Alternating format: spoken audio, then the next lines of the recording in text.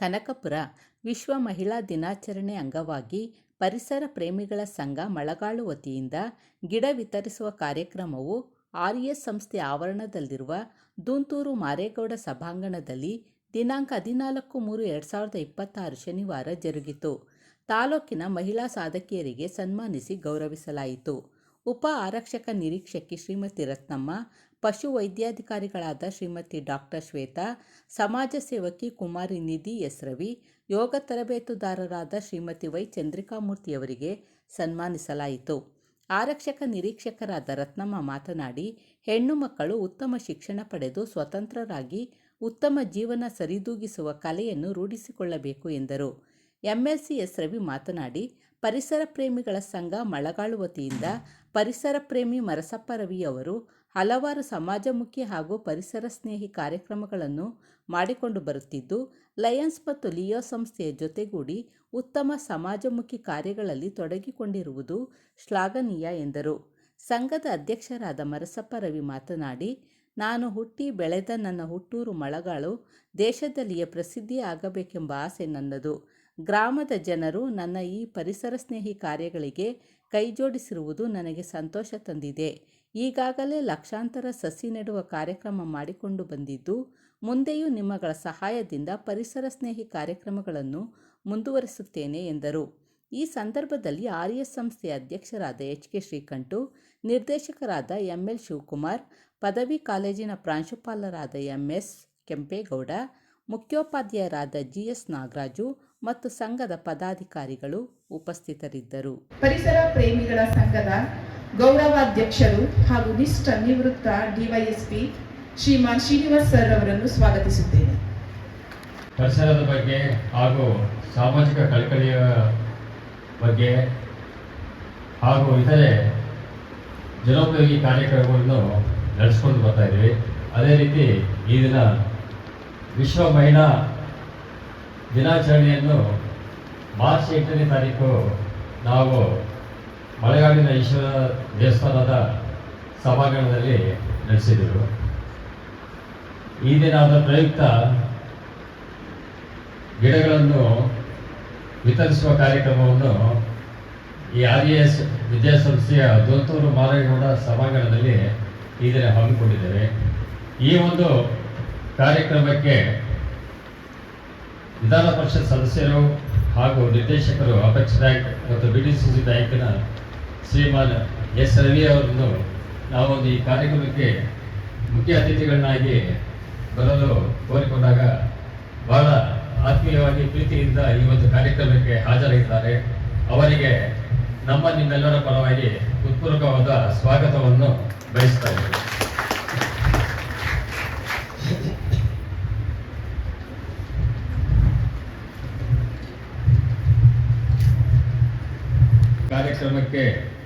ಕಾರ್ಯಕ್ರಮದ ಉದ್ಘಾಟನೆಯನ್ನು ಮಾಡಬೇಕೆಂದು ಆರ್ಎಸ್ ಸಂಸ್ಥೆಯ ಅಧ್ಯಕ್ಷರು ಶ್ರೀ ಎಚ್.ಕೆ. ಶ್ರೀಕಂಠರವರನ್ನು ಕೋರಿಕೊಂಡಾಗ ಅವರು ಉದ್ಘಾಟನೆ ಮಾಡಲಿ ಒಪ್ಪಿ ಈ ಒಂದು ಕಾರ್ಯಕ್ರಮಕ್ಕೆ ಹಾಜರಾಗಿದ್ದಾರೆ. ಅವರ ಸಹಿತ ಹೃತ್ಪೂರ್ವಕವಾದ ಸ್ವಾಗತವನ್ನು ಬಯಸ್ತಾ ಇದ್ದಾರೆ.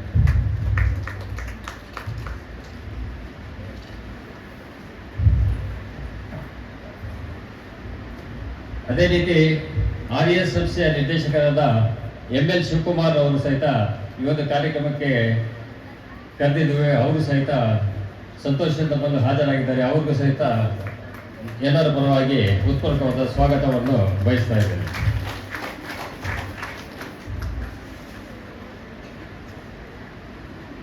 ಆರ್ಎಸ್ ಪದವಿ ಕಾಲೇಜಿನ ಪ್ರಾಂಶುಪಾಲರಾದ ಕೆಂಪೇಗೌಡ ಅವರು ಸಹಿತ ಅವರನ್ನು ಆಹ್ವಾನಿಸಿದ್ದೇವೆ. ಅವರು ಸಹಿತ ಈ ಒಂದು ಕಾರ್ಯಕ್ರಮಕ್ಕೆ ಹಾಜರಾಗಿದ್ದಾರೆ. ಅವರಿಗೂ ಸಹಿತ ಹೃತ್ಪೂರ್ವಕವಾದ ಸ್ವಾಗತವನ್ನು ಬಯಸ್ತಾ ಇದ್ದೇವೆ. ಗ್ರಾಮಾಂತರ ಬಾಲಿಕೆ ಪ್ರೌಢಶಾಲೆಯ ಮುಖ್ಯೋಪಾಧ್ಯಾಯರಾದ ಜಿ.ಎಸ್. ನಾಗರಾಜ್ ಅವರು ಸಹಿತ ವೇದಿಕೆ ಮೇಲಿದ್ದಾರೆ. ಅವರಿಗೂ ಸಹಿತ ಹೃತ್ಪೂರ್ವಕವಾದ ಸ್ವಾಗತವನ್ನು ಬಯಸ್ತಾ ಇದ್ದೇವೆ.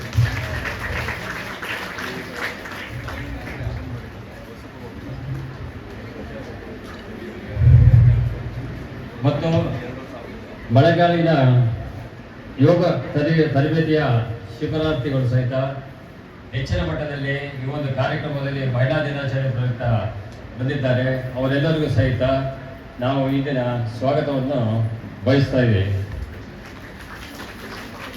ಮುಖ್ಯವಾಗಿ ಈ ದಿನ ವಿಶೇಷ ಆಹ್ವಾನಿತರನ್ನಾಗಿ ಮತ್ತು ಆಯಾ ವರ್ಗದಲ್ಲಿ ಸಾಧನೆ ಮಾಡಿದಂಥ 4 ಜನ ಮಹಿಳೆಯರಿಗೆ ಈ ದಿನ ಸನ್ಮಾನವನ್ನು ಇಟ್ಕೊಂಡಿದ್ದೇವೆ.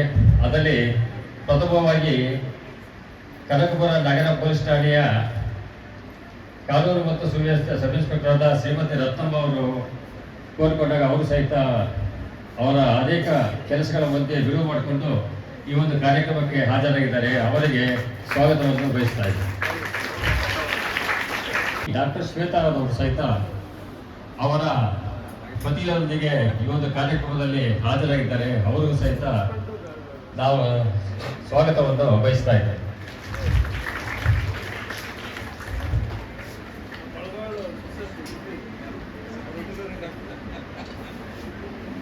ಸಣ್ಣ ವಯಸ್ಸಿನಲ್ಲೇ ಸಾಮಾಜಿಕ ಕಾರ್ಯಕ್ರಮಗಳಲ್ಲಿ ತೊಡಗಿಕೊಂಡು ಅನೇಕ ಸಮಾಜಮುಖ ಕಾರ್ಯಗಳಲ್ಲಿ ಭಾಗವಹಿಸುತ್ತಿರುವ ಕುಮಾರಿ ನಿಧಿ ಎಸ್ ರವಿ ಅವರಿಗೆ ಸಹಿತ ಈ ಒಂದು ಕಾರ್ಯಕ್ರಮಕ್ಕೆ ಸ್ವಾಗತವನ್ನು ಬಯಸ್ತಾ ಇದ್ದೇನೆ.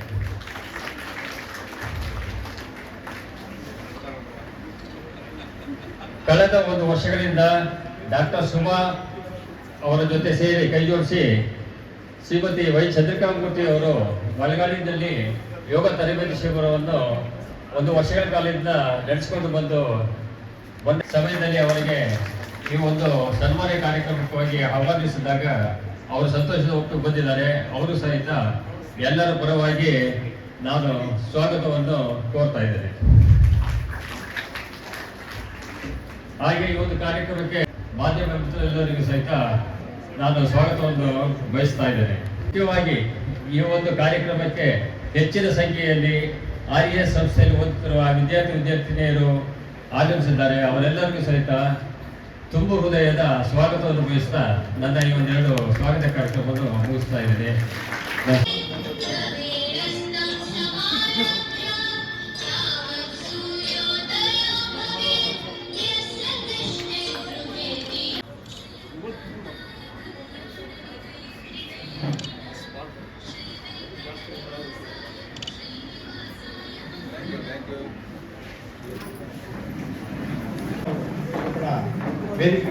ಮನವಿಯನ್ನು ಮಾಡ್ತಾ ಇದ್ದೇನೆ. ನಂತರ ಡಾಕ್ಟರ್ ಶ್ವೇತಾ ಹೆಸರವರು, ಅದಾದ ನಂತರ ಕುಮಾರಿ ಹೆಸರವರು, ಶ್ರೀಮತಿ ವೈ ಚಂದ್ರಿಕಾರವರು, ಪೊಲೀಸ್ ಇನ್ಸ್ಪೆಕ್ಟರ್ ಅವರು, ತಂದೆ ಪುಟ್ಟಸಮಾಚಾರಿ, ತಾಯಿ ದೊಡ್ಡಮ್ಮ ಅವರ ಮಗಳಾಗಿ ದಿನಾಂಕ 19/5/1977 ಕನಕಪುರ ಗ್ರಾಮ ಜನಿಸಿ ಇವರು RES ಸಂಸ್ಥೆಯಲ್ಲಿ 1ನೇ ತರಗತಿ 1996ರಲ್ಲಿ ಪೊಲೀಸ್ ಇಲಾಖೆಗೆ ನೇಮಕಗೊಂಡು ಕೋಡಿಹಳ್ಳಿ, ತುಮಕೂರು, SP ಕಚೇರಿಯಲ್ಲಿ ರಾಮನಗರ ಸುಮಾರು 10 ವರ್ಷ ಸೇವೆ ಸಲ್ಲಿಸುತ್ತಾರೆ. ಇದಲ್ಲದೆ ಹಲವಾರು ಮುಂತಾದ ಸೇವೆಯನ್ನು ಸಲ್ಲಿಸಿ 2 ವರ್ಷಗಳಿಂದ ಕನಕಪುರ ಪೊಲೀಸ್ ಠಾಣೆಯಲ್ಲಿ PS ಆಗಿ ಕಾರ್ಯನಿರ್ವಹಿಸುತ್ತಿರುವ ಇವರೇ ನಮ್ಮ ಸಬ್ ಇನ್ಸ್ಪೆಕ್ಟರ್ ರತ್ನಮ್ಮರವರು. ಶ್ರೀಮತಿ ಡಾಕ್ಟರ್ ಶ್ವೇತಾ ಎಸ್ ಪಶುವೈದ್ಯಾಧಿಕಾರಿಗಳು, ಇವರು ತಾಯಿ MN ಪುಷ್ಪಲತಾ ಅವರ ಮಗಳಾಗಿ ದಿನಾಂಕ 26/12/1987 ಕನಕಪುರ ಸರ್ಕಾರಿ ಆಸ್ಪತ್ರೆಗೆ ಜನ್ಮ ತಾಳಿದರು. ಇವರು ಪ್ರಾಥಮಿಕ ವಿದ್ಯಾಭ್ಯಾಸ, ಪ್ರೌಢಶಾಲೆ, PUC ವರೆಗಿನ ಶಿಕ್ಷಣವನ್ನು ತುಮಕೂರಿನಲ್ಲಿ ಪೂರ್ಣಗೊಳಿಸಿ DVSC ಮತ್ತು AH ಪದವಿಯನ್ನು ವೆಟರ್ನರಿ ಕಾಲೇಜು ಹೆಬ್ಬಾಳದಲ್ಲಿ ಪೂರ್ಣಗೊಳಿಸಿ 2011ರಿಂದ 2014ರವರೆಗೆ ಬಮ್ಮೂರು KMF ಕನಕಪುರ ಸಹಕಾರಿ ಸೇವೆ ಸಲ್ಲಿಸುತ್ತಾರೆ. 2014ರಿಂದ 2022ರವರೆಗೆ ಹೊಸದುರ್ಗ ಕನಕಪುರ ತಾಲೂಕಿನ ಸೇವೆ ಸಲ್ಲಿಸುತ್ತಾರೆ. 2022ರ ಇಂದಿನವರೆಗೂ ಹಿರಿಯ ಪಶು ವೈದ್ಯಾಧಿಕಾರಿಗಳಾಗಿ ಸಾತನೂರು ಕನಕಪುರ ತಾಲೂಕಿನ ಸೇವೆ ಸಲ್ಲಿಸುತ್ತಾರೆ. ಡಾಕ್ಟರ್ ಶ್ವೇತಾರವರು ದಿನಾಂಕ 11/11/2012 ಡಾಕ್ಟರ್ ಸುಕೇಶ್ ಎಸ್ ಎಂಬುವರು ವಿವಾಹವಾಗಿರುತ್ತಾರೆ. ಇವರು ಕೂಡ ಕನಕಪುರ ತಾಲೂಕು ವೆಂಕಟನಗುಡಿಯಲ್ಲಿ ಹಿರಿಯ ಪಶು ವೈದ್ಯಾಧಿಕಾರಿಗೆ ಸೇವೆ ಸಲ್ಲಿಸುತ್ತಾರೆ. ಇವರೇ ಶ್ವೇತಾರವರು. ತದನಂತರ ಕುಮಾರಿ ನಿಧಿ ಹೆಸರವರು, ತಂದೆ ಶ್ರೀ ಎಸ್ ರವಿ, ತಾಯಿ ಪುಷ್ಪಲತಾ ಅವರ 2ನೆಯ ಮಗಳಾಗಿ ಕುಮಾರಿ ನಿಧಿ. ದಿನಾಂಕ 26 ಅವರು 1999ರಂದು ಮಳಗಾಳಿ ಗ್ರಾಮದಲ್ಲಿ ಜನ್ಮ ತಳೆದರು. ಕುಮಾರಿ ನಿಧಿರವರು ಪ್ರಾಥಮಿಕ ಉತ್ತರ ಶಿಕ್ಷಣವನ್ನು ಕನಕಪುರದಲ್ಲಿ ಪೂರ್ಣಗೊಳಿಸಿ ಉನ್ನತ ಶಿಕ್ಷಣವಾದ BE ಇನ್ ಆರ್ಕಿಟೆಕ್ಟೆಡ್ ಪದವಿಯನ್ನು ಬೆಂಗಳೂರಿನಲ್ಲಿ ಪೂರ್ಣಗೊಳಿಸುತ್ತಾರೆ. ಕುಮಾರಿ ನಿಧಿರವರು ಚಿಕ್ಕ ವಯಸ್ಸಿನಿಂದಲೂ ಪ್ರಾಣಿ ಪಕ್ಷಿ ಪರಿಸರ ಪ್ರಿಯರು. ಮನೆಯಲ್ಲಿ ಸಾಕು ಪ್ರಾಣಿಗಳು ಸಾಕುತ್ತಿದ್ದರು. ತದನಂತರ ಬೀದಿ ನಾಯಿಗಳ ಬಗ್ಗೆ ಅಮೋಘ ವ್ಯಾಮೋಹ ಹೊಂದಿ ಪ್ರತಿದಿನ ನಿಗದಿತ ಸ್ಥಳದಲ್ಲಿ ಬೀದಿ ನಾಯಿಗಳಿಗೆ ಊಟ ಹಾಕುವ ಅಭ್ಯಾಸ ಮಾಡಿಕೊಂಡರು. ಪ್ರತಿ ತಿಂಗಳು ನಾಯಿಗಳಿಗೋಸ್ಕರ ಸುಮಾರು 10ರಿಂದ 15 ಸಾವಿರಗಳನ್ನು ಖರ್ಚು ಮಾಡುತ್ತಿದ್ದಾರೆ. ಪ್ರಾಣಿಗಳ ಮೇಲಿರುವ ಕಾಳಜಿ ನುಡಿದ NGO ಇವರನ್ನು ಪ್ರಾಣಿ ದಯಾ ಸಂಘ ಬೆಂಗಳೂರು ಇವರ ಕಾರ್ಯದರ್ಶಿಯರಾಗಿ ಆಯ್ಕೆ ಮಾಡಿರುತ್ತಾರೆ. ಇವರೇ ಕುಮಾರ್ ನಿಧಿ ಎಸ್ ಅವರು.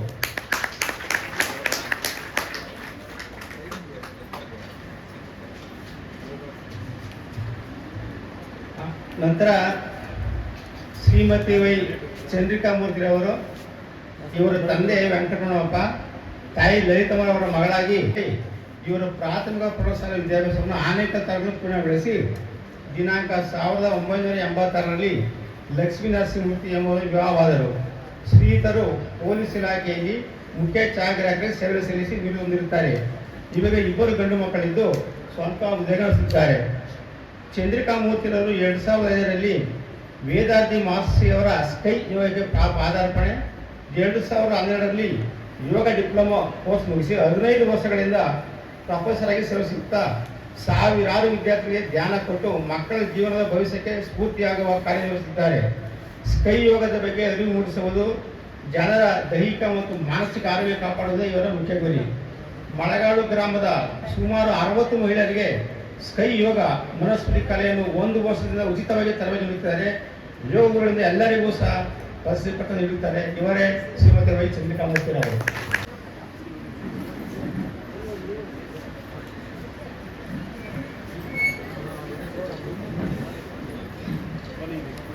ಇನ್ನು ಅನೇಕ ಮಹಿಳೆಯರಿಗೆ ಪ್ರೇರಣೆಯಾಗಲಿ ಎಂದು ನಮ್ಮೆಲ್ಲರ ಆಶಯ. ಈ ಸಾಧಕ ಮಹಿಳೆಯರನ್ನ ಸನ್ಮಾನ ನಮ್ಮೆಲ್ಲರಿಗೂ ಇವತ್ತು ಗರಿಗೆ ತಿಳಿದ ನವಿಲಿನಂತೆ.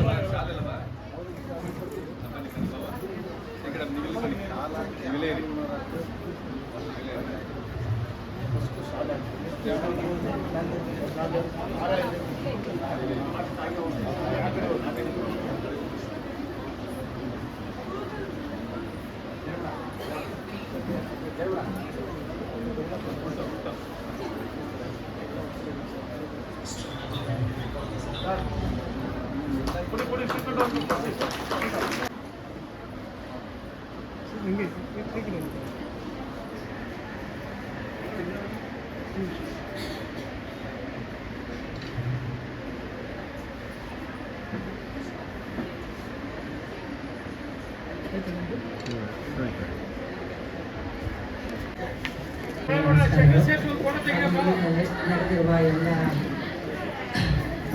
ಮಹಿಳೆಯರಿಗೂ ಹಾಗೂ ಮಕ್ಕಳಿಗೂ ಮತ್ತು ನಗರದೆಲ್ಲ ನಾಗರಿಕರಿಗೂ ನನ್ನ ನಮಸ್ಕಾರಗಳು. ನನಗೆ ತುಂಬ ಸಂತೋಷ ಆಗ್ತಾಯಿದೆ. ಇದೇ ನನ್ನ ಶಾಲೆಯಲ್ಲಿ ನಾನು ಓದಿದ್ದು. ತುಂಬ ಹೆಮ್ಮೆ ಆಗುತ್ತೆ. ನನಗೆ ಕರೆದಿವತ್ತು ತುಂಬ ಸನ್ಮಾನ ಮಾಡಿದ್ದು ಭಾರಿ ಖುಷಿ ಆಗ್ತಿದೆ. ನಾನು ಓದಿದ್ದ ಸ್ಕೂಲಲ್ಲೇ ನನ್ನ ಸನ್ಮಾನ ಅಂದರೆ ತುಂಬ ಖುಷಿ. ಅದನ್ನು ಮಾಡ್ತಿಲ್ಲ. ನಾನು ಹೇಳೋದು ಇಷ್ಟ, ಹೆಣ್ಣು ಮಕ್ಕಳು ಚೆನ್ನಾಗಿ ಓದಿ ಛಲವಾಗಿ ನಿಂತು ಅವ್ರ ಜೀವನನ ಅವ್ರು ರೂಪಿಸ್ಕೋಬೇಕು.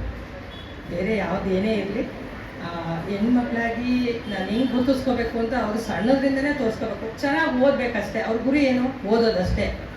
ಓದೋದು ಬಿಟ್ಟು ಬೇರೆ ಏನೂ ಅವ್ರ ತಲೆಯಲ್ಲಿ ಇರಬಾರ್ದು. ಚೆನ್ನಾಗಿ ಓದಿ ಅವ್ರ ಕಾಲ ಮೇಲೆ ನಿಂತ್ಕೋಬೇಕು. 4 ಜನಕ್ಕೆ ಬುದ್ಧಿ ಹೇಳಿ ಸರಿದೂಗಿಸ್ಕೊಂಡು ಹೋಗುವಂಥದ್ದು ಅವ್ರ ತಲೆಯಲ್ಲಿ ಇರಬೇಕು ಅಷ್ಟೇ. ಇಷ್ಟಲ್ದ್ರೆ ಬೇರೆ ಇನ್ನೇನು ಹೇಳಕ್ಕೆ ಇಷ್ಟಪಡೋಲ್ಲ. ಎಲ್ರಿಗೂ ಧನ್ಯವಾದಗಳು.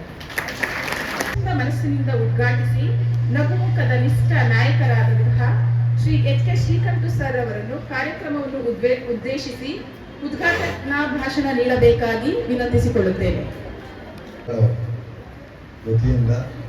ಇವತ್ತೇನು ಮಹಿಳಾ ದಿನಾಚರಣೆ ಹಾಗೂ ಮಕ್ಕಳು ನೀವು ಮಾತಾಡೋ ಗಿಡಗಳನ್ನು ವಿತರಿಸುವ ಕಾರ್ಯಕ್ರಮ ಮಾಡ್ತಾ ಇದ್ದಾರೆ. ಈ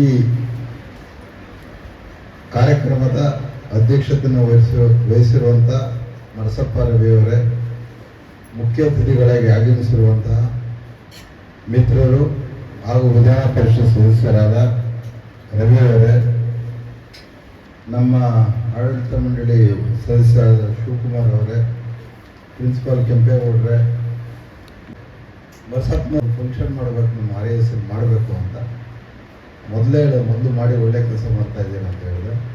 ಬಟ್ ನಾನು ಇಲ್ಲಿ ಗೊತ್ತಿಲ್ಲ, ನಾನೆಲ್ಲ ಇಡೀ ಕನಕಪುರ ತಾಲೂಕು ಪರಿಸರದ ಸಂಘದ ಅಧ್ಯಕ್ಷರು ಅಥವಾ ಚುಕ್ಕಾಣಿ ಹಿಡಿದವ್ರು ಅಂತಿದ್ದೆ. ಈಗ ನೋಡೋದು ಮಳೆಗಾಳು.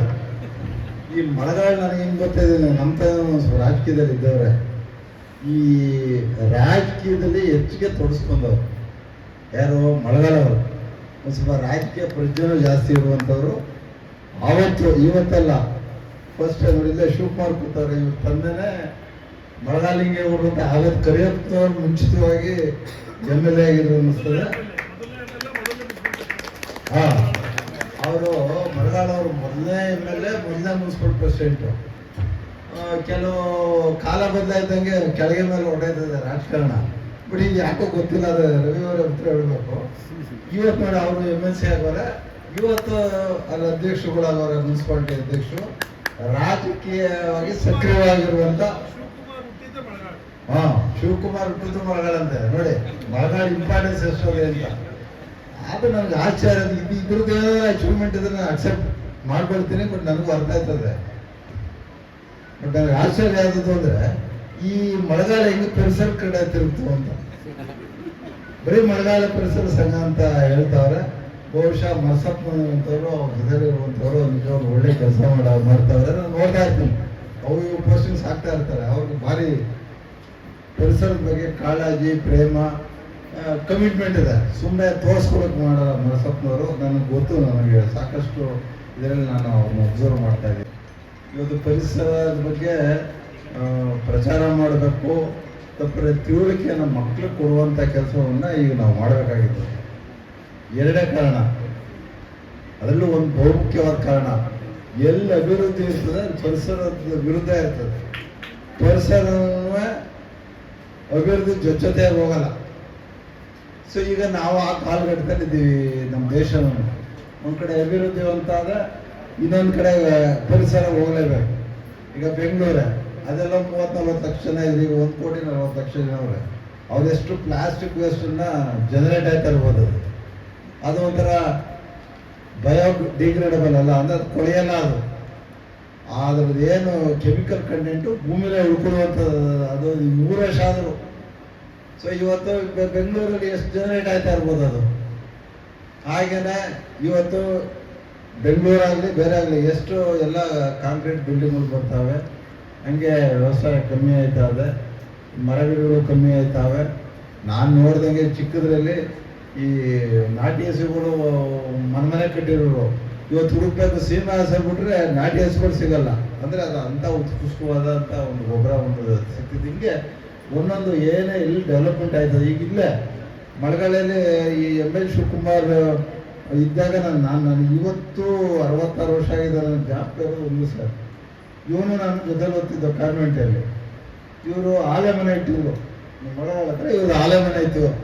ಇವನು ನಾನು ಆಲೆ ಮನೆ ಕರ್ಕೋ, ನಾನು ಬೆಳಗಿಲ್ಲ ಸಿಕ್ಕದಲ್ಲ ಹೋಗ್ತಿದ್ದೆ ಅವನ ಜೊತೆಲಿ. ನಾವು ಹೋಗ್ತಿದ್ದಾಗ ಬೇಸಿಗೆನಲ್ಲೂ ಅಷ್ಟೇ ನೀರು ಹರಿತಾ ಇರೋದು ಕೃಷ್ಣಮೂರ್ತಿ ಅವರಲ್ಲಿ. ನಾನೇನು ಮಾಡಿದೆ, 2 ಹವಾಯಿ ಚಪ್ಪಲಿ ಇದ್ದಾರಂತ ಸುಮ್ಮನೆ ಚೇಷ್ಟ ಮಕ್ಕಳದು. ನಾನೇನು ಮಾಡ್ಬಿಟ್ಟೆ, ಒಂದು ಚಪ್ಪಲಿನ ಬಿಟ್ಟೆ ಅದ್ರ ಹಿಂದೆನೇ ಹೋಗೋಣ ಅಂತ. ಚಪ್ಪಲಿ ಮುಂದೆ ನಾನು ಹಿಂದೆ ಹೋಗ್ತಿದ್ದು. ಕೊನೆಗೆ ಅಭಿವೃದ್ಧಿ ಮಾತಾಡ್ಕೊಂಡು ಚಪ್ಪಲಿನೇ ಗೊತ್ತಿಲ್ಲ ಮುಂದೆ ಹೊರಟೋಯ್ತದ್ದು. ಅಂದರೆ ಅಳದಲ್ಲಿ ಅಷ್ಟು ನೀರು ಹೋಗ್ತಿತ್ತು. ಆಮೇಲೆ ಮನೇಲಿ ಬೈಗಡೆ ಕೇಳಿದೆ. ಇದು ಯಾಕೆ ಹೇಳ್ತಾ ಇದ್ದೀನಿ, ಇವತ್ತು ಮಳೆಗಾಲ ಪಕ್ಕ ಇರುವಂಥ ನಾನು ಚಿಕ್ಕದ್ರಲ್ಲಿ ನೋಡಿರುವಂಥ ಒಂದು ಇದೇ ನದಿ ಇದೆಯಲ್ಲ ಇವತ್ತಿಲ್ಲ, ಕಪ್ಪು ಕಾಣಿಸ್ತದೆ. ಪ್ಲಾಸ್ಟಿಕ್ಕು, ಕೆಮಿಕಲ್ಸ್ ಬೆಂಗಳೂರಲ್ಲಿ ಎಷ್ಟು ಉತ್ಪತ್ತಿ ಆಗಿರೋದೆಲ್ಲ ಇವತ್ತು ಬಂದು ಇವತ್ತು ಕೊನೆಗೆ ಹೋಗಿ ಕಾವೇರಿ ಸೇರಿದೆ. ಮಳೆಗಾಲ ಪಕ್ಕ ಅದು ಇದು ಇಡೀ ಪ್ರಪಂಚದಲ್ಲಿ ಮಾತಾಡೋದು ಬೇಡ, ಮಳೆಗಾಲ ನಾನು ನೋಡೋದಂತ ಹಾಗಾಗಿ ಈಗ ಏನಾಗಿದೆ, ಇದು ಒಂದು ಕಡೆ ಬೆಳೀತಾ ಇದೆ ದೇಶ. ಭಾರಿ ಆರ್ಥಿಕವಾಗಿ ಅಭಿವೃದ್ಧಿ ಹೊಂದಿ ಬೆಳವಣಿಗೆ, ಇಂಡಸ್ಟ್ರೀಸ್ ಬೆಳೀತಾ ಇದೆ, ಬಿಲ್ಡಿಂಗ್ಗಳು ಬೆಳೀತಾವೆ. ಏನೇನೋ ಇದು ಏನೋ ಈ ವಾಯು ಮಾಲಿನ್ಯ ಅಂತೀವಿ. ಈಗ ವೆಹಿಕಲ್ಲು ಅದೆಷ್ಟೋ ಹೇಳ್ತೀವಿ, ಶಿವಕುಮಾರ್ ಅವರು ಹೇಳ್ತಾ ಇರ್ತಾರೆ ನಮ್ಮ DSM ಅವರು, ಅದೆಷ್ಟೋ ಲಕ್ಷ ವೆಹಿಕಲ್ಲು ಬೆಂಗಳೂರು ಬರ್ತದೆ ಅಂತ. ಅದ್ರೊಳಗೆ ಎಲ್ಲೆಲ್ಲ ಹೋಗ್ತದೆ, ಪರಿಸರಕ್ಕೆ ಬರಬೇಕು. ಇವತ್ತು ಹೈಯೆಸ್ಟ್ ಪೊಲ್ಯೂಷನ್ ಯಾವತ್ತು ಇದು ವೆಹಿಕಲಿಂದ. ಹೀಗೆ ಒಂದೊಂದು ತಗೊಂಡ್ರೆ ನೀವು ನಿಮ್ಮೂರು ಕೆರೆಯಿಂದ ಹಿಡಿದು, ನೀವು ನಿಮ್ಮ ಪಕ್ಕ ಹರಿತಾ ಇರೋ ನದಿಯಿಂದ ಹಿಡಿದು, ಕಾವೇರಿ ನದಿಯಿಂದ ಹಿಡಿದು ಪ್ರತಿಯೊಂದನ್ನು ಬೆಂಗಳೂರು ಎಲ್ಲ ಪೊಲ್ಯೂಷನ್ ಆಯ್ತದೆ. ಬಹುಶಃ ಇದು ಏನು ಇದರ ಎಫೆಕ್ಟ್ ಏನಾಯ್ತದೆ ಅಂದರೆ, ಒಂದು ಗ್ಲೋಬಲ್ ವಾರ್ಮಿಂಗ್ ಅಂತೀವಿ. ಅಂದರೆ ಈ ಏನು ಇದಿದೆ, ಏನು ನಾರ್ತ್ ಪೋಲ್ ಎಲ್ಲ ಐಸ್ ಇರ್ತದಲ್ಲ, ಐಸು ಅದೆಲ್ಲ ಕರೆಕ್ಟ್ ಆವೆ. ಅಂದರೆ 1 ಡಿಗ್ರಿ 2 ಡಿಗ್ರಿ ಟೆಂಪರೇಚರ್ ಆದರೆ ಲಕ್ಷಾಂತರ ಕಿಲೋಮೀಟ್ರು ಇದು ಇವತ್ತು ಕರೆಕ್ಟ್ ಆವೆ. ನೀರಿನ ಅಭಾವ ಬರುವಂಥ ಸನ್ನಿವೇಶಗಳು ಇವತ್ತು. ಈ ಕ್ಲೈಮೆಟಿಕ್ ಚೇಂಜು ಏನೋ ಈ ಥರ ಏನು ಪೊಲ್ಯೂಷನ್ ಹೋಗಿ ಓಝೋನ್ ಲೇಯರ್ ಅಂತ ಇರ್ತದೆ. ಆ ಓಝೋನ್ ಲೇಯರ್ ಒಂದಷ್ಟು ದೂರ ಎತ್ತರಕ್ಕೆ ಹೋದ್ಮೇಲೆ ನಮ್ಮ ಪ್ರೊಟೆಕ್ಷನ್ ಮಾಡೋದು ನಮಗೆ. ಆ ಓಝೋನ್ ಲೇಯರ್ ತೂತ್ಕೊಳ್ತಾವೆ ಪ್ರಪಂಚದಲ್ಲಿ. ಯಾಕೆ ಅಂತಂದರೆ ಅದ್ರ ಎಫೆಕ್ಟೇ ಇವೆಲ್ಲ. ಒಂದು ಕಡೆ ಬರ, ಒಂದು ಕಡೆ ಈ ಪ್ರವಾಹ, ಇದೇ ನಾವು ನೋಡ್ತಾ ಇದ್ದೀವಿ. ಇದೆಲ್ಲ ಏನಂತಂದರೆ ಈ ವಾತಾವರಣ ನಾವು ಹಾಳು ಮಾಡ್ತಾ ಇರೋದ್ರಿಂದ. ಸೊ ಹಂಗಾಗ್ಬಿಟ್ಟು ನಮ್ದಾಯ್ತು ಅಷ್ಟೋ ಇಷ್ಟೋ ಇಷ್ಟು ಇದರಲ್ಲೇ ನಾವು ಬದುಕಿದ್ದೀವಿ. ನಾವು ಈ ಪರಿಸರನ, ಈ ಪ್ರಕೃತಿನ ಮುಂದಿನ ಪೀಳಿಗೆ ಬಿಟ್ಟು ಹೋಗ್ಬೇಕಲ್ಲ ನಾವು. ಅವರು ಬದುಕಬೇಕಲ್ಲ. ಅವ್ರು ಇನ್ನೆಷ್ಟು ಪೊಲ್ಯೂಷನ್ನು, ಇನ್ನೆಷ್ಟು ಅಭಿವೃದ್ಧಿ ನೋಡಿ ಕೊನೆಗೆ ಏನಾಯ್ತದೆ ಪ್ರಪಂಚ.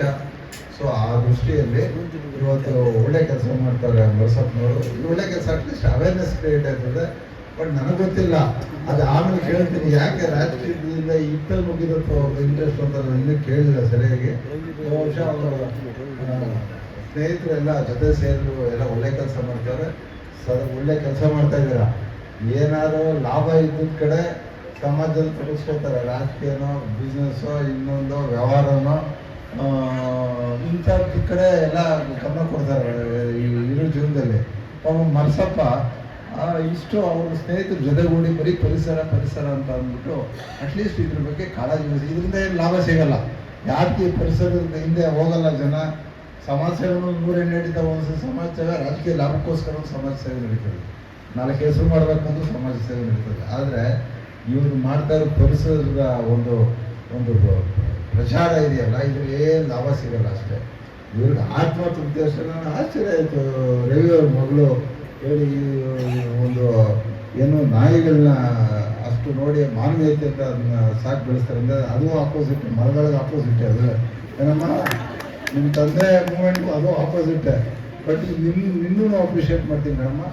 ಅಟ್ಲೀಸ್ಟು ಈ ಥರ ಮನಸ್ಥಿತಿ ಇರುವಂಥವ್ರು ಸಮಾಜದಲ್ಲಿ ಅಲ್ಲೆಲ್ಲ ಉಳ್ಕೊಂಡ್ರೆ ಎಲ್ಲ ಕೆಟ್ಟದ್ದು ತಪ್ಪಿನ ಜೊತೆ ಎಲ್ಲೋ ಅಲ್ಲೊಂದಿಲ್ಲೊಂದು ಒಳ್ಳೆಯದನ್ನು ನೋಡುವೆ ನಮ್ಮ ಜೀವನವನ್ನು ಮುಂದಕ್ಕೆ ಹೋಗ್ಬೇಕಾದಂಥ ಒಂದು ಕಾಲ ಬರ್ತದೆ ಅಂತ ಹೇಳ್ತಾ, ನಾನು ಹೆಣ್ಮಕ್ಳು ಇದ್ದೀರಾ ಅವ್ರು ಹೇಳ್ದಂಗೆ ಮತ್ತು ಮಹಿಳಾ ದಿನಾಚರಣೆ ನಮ್ಮ RHS ಹೆಣ್ಮಕ್ಳಿಗೆ ಹೇಳೋದು, ಎಲ್ಲ ಥರದ ಭವಿಷ್ಯ ಇರೋದು ಹೆಚ್ಚಿಗೆ ಹೆಣ್ಮಕ್ಳಿಗೆ. ಯಾಕೆಂದರೆ ಈ ಎಲ್ಲರಿಗೂ ಅವಕಾಶ ಇರುವಂಥದ್ದು. ಯಾರಿಗೆ ಅವಕಾಶ ಆದರೆ ಯಾರು ಚೆನ್ನಾಗಿ ಓದ್ತಾರೆ, ಯಾರು ಹೈಯರ್ ಪ್ರೊಫೆಷನ್ ಓದ್ತಾರೆ, ಯಾರು ಹೈಯರ್ ಎಜುಕೇಷನ್ ಹೋಗ್ತಾರೆ, ಅವ್ರಿಗೆ ಅವಕಾಶ ಅದು.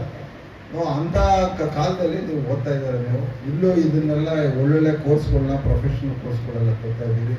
ಇಲ್ಲೇ MBA ಇದೆ, ಇಲ್ಲೇ B.Ed ಇದೆ, ಇಲ್ಲೇ MA ಇದೆ, ಇಲ್ಲೇ M.Com ಇದೆ. ಈಗ ನೀವೆಲ್ಲ SSC ಚೆನ್ನಾಗಿ ಮಾರ್ಕ್ಸ್ ತಗೊಂಡ್ರೆ ನೋಡಿ, ಇಲ್ಲೇ BSc ಸೇರ್ಬೋದು. ಏನೋ ಒಂದು ಪೆನ್ಷನ್ ಮಾಡೋ ಒಂದು ವ್ಯವಸ್ಥೆ ಮಾಡ್ತಾ ಇದ್ದೀವಿ. ಬ್ಯಾಂಕ್ ಲೋನ್ ಹೇಳಿದ್ದೀವಿ. ಯಾರು MBA ಇದಕ್ಕೆ ಸೇರ್ತಾರೆ, ಅದಕ್ಕೆ ಅಗ್ರಿಕಲ್ಚರ್ಗೆ ಇಲ್ಲೇ ನಮ್ಮ ಇದರಲ್ಲಿ ಪ್ರಿಮಿಸಸ್ ಎಲ್ಲ ಇದೆ. ಇದು ಬರೋಡಾ ಬ್ಯಾಂಕು ಎಲ್ಲರಿಗೂ ಅವ್ರ ಹತ್ತಿರ ಏನಾದ್ರು ಡಿಫಾಲ್ಟ್ ಇದ್ದರೆ ಎಲ್ಲರಿಗೂ ಲೋನ್ ಕೊಡಬೇಕು ಅಂತ ಹೇಳಿದ್ದೀವಿ. ಸೊ ಈಗ ಮುಂದಕ್ಕೆ ಅವ್ನು ಗೊತ್ತಿರಲಿ, ಈಗ ಅಪ್ರೂವ್ ಆಗಿದೆ ಒಂದು ಲೆವೆಲ್ಗೆ ಡಿಪ್ಲೊಮಾ ಇನ್ ಅಗ್ರಿಕಲ್ಚರ್ ಅಂತ. ಅದು ಭಾರಿ ಒಳ್ಳೆ ಕೋರ್ಸ್. ಅದು ಅಗ್ರಿಕಲ್ಚರ್ಗಿಂತನೂ ಒಳ್ಳೆ ಕೋರ್ಸ್. ಯಾಕೆಂದರೆ 2 ವರ್ಷ ಓದ್ತಾರೆ. ಅವ್ರಿಗೆ ಎಲ್ಲ ಸೀಡ್ ಕಂಪ್ನಿಗಳು, ಪೆಸ್ಟಿಸೈಡ್ ಕಂಪ್ನಿಗಳು, ದೊಡ್ಡ ಎಸ್ಟೇಟ್ಗಳು, ಆಮೇಲೆ ಸೀಡ್ ಇಂಡಸ್ಟ್ರಿ, ಹೀಗೆ ಫಸ್ಟ್ ಪಿಕ್ಕು 2 ವರ್ಷ ಡಿಪ್ಲೊಮಾ ಮಾಡ್ತಾರೆ. ಬಹುಶಃ ಈಗ ಆಗಿದೆ. ಈಗ ಅಕಾಡೆಮಿಕ್ ಕೌನ್ಸಿಲ್ಲು ಹಾಗೂ ಇದರಲ್ಲಿ ಬೋರ್ಡಲ್ಲಿ ನಾನು ಪಾಸ್ ಮಾಡಿಸಿದ್ದೀನಿ. ಬಹುಶಃ ಇನ್ನು ಮುಂದೆಗೆ ಗೌರ್ಮೆಂಟಲ್ಲಿ ಒಂದು ಸ್ವಲ್ಪ ಶಿವಕುಮಾರ್ ಸಹಾಯ ಪಡೆದು ಅದನ್ನು ತರುವಂಥ ಕೆಲಸ ಮಾಡಿ. ಯಾಕೆಂದರೆ ಹೆಚ್ಚಿಗೆ ಸಮಸ್ಯೆ ಇರುತ್ತೆ. SLC ಮುಗಿಸಿ PUC ಮುಗಿಸ್ತಾ ಮನೆಗೆ ಸೇರಿದ್ರೆ ಕಳೆದೋಯ್ತಾರೆ.